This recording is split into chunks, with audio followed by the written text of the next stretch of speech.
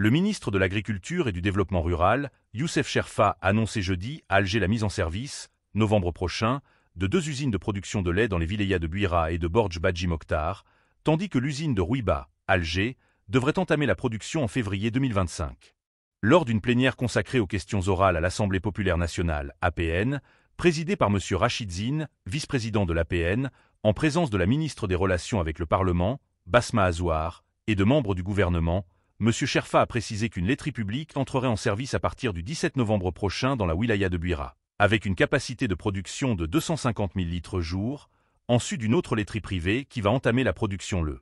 1er novembre dans la wilaya de Bordj Badji Mokhtar, avec une capacité de 11 200 litres jour. Pour la laiterie d'Alger, s'étendant sur une superficie de 4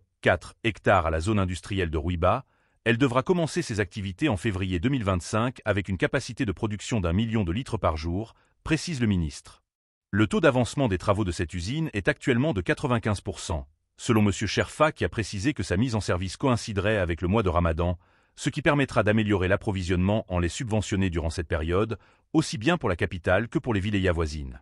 Concernant la stratégie du secteur visant à lutter contre la pénurie de cette matière, en coordination avec le ministère du Commerce, le ministre a souligné notamment le redressement du réseau de distribution du lait subventionné, qui compte 127 laiteries, dont 15 publiques, ainsi que l'augmentation des quotas de lait en poudre attribués aux wilayas, passés à près de 21 000 tonnes au mois à partir de 2024, contre près de 15 000 tonnes en 2023.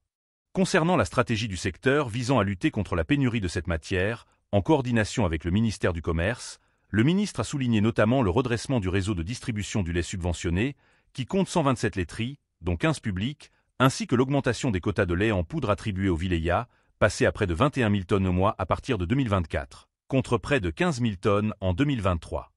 À ce propos, le ministre a mis en avant la politique du gouvernement visant à réduire la facture d'importation du lait en poudre, saluant le projet de partenariat entre le Fonds national d'investissement, FNI, et la société qatari Baladna dans la wilaya d'Adrar s'étendant sur une superficie de 117 000 hectares, avec un investissement dépassant 3,5 milliards USD.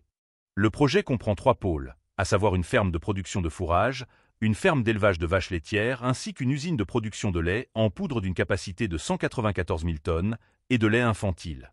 Le projet comprend 3 pôles, à savoir une ferme de production de fourrage, une ferme d'élevage de vaches laitières ainsi qu'une usine de production de lait en poudre d'une capacité de 194 000 tonnes et de lait infantile. Ce projet permettra de produire 194 000 tonnes de lait en poudre, 50% des besoins du marché national, et 84 000 veaux par an pour couvrir les besoins du marché national en viande rouge, ainsi que la production de céréales, de graines oléagineuses et de fourrage, outre la création de 5 000 emplois directs, selon M. Cherfa, qui a relevé le début des travaux au niveau des 3 pôles de ce projet, avec le lancement des opérations de forage d'eau et des travaux de raccordement au réseau électrique et de gaz.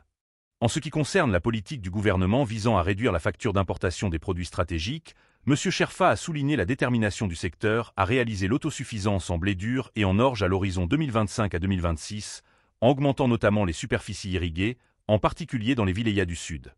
Pour ce qui est du maïs jaune, le ministre a indiqué que son secteur prévoyait d'étendre les superficies qui lui sont dédiées à 220 000 hectares à l'horizon 2027, dans le cadre d'un plan comprenant la création d'un pôle de production de cette matière à Insala sur une superficie de 35 000 hectares. Concernant le projet du groupe Best Food, BF, le ministre a relevé que l'accord cadre signé, juillet dernier, entre le secteur et le groupe italien, a été couronné par la signature, le 8 octobre courant, d'une convention des actionnaires avec le Fonds national d'investissement. Le groupe italien a bénéficié d'une superficie globale de 36 000 hectares au niveau de la wilaya de Timimoun, en vue de concrétiser son projet relatif à la production des céréales et des légumineuses, ainsi que d'autorisation de forage des puits, selon le ministre qui a révélé que le groupe entamera effectivement la culture d'une superficie de 3 546 hectares pour la production du blé dur en décembre prochain, et de 2 364 hectares pour la production des légumineuses en avril 2025.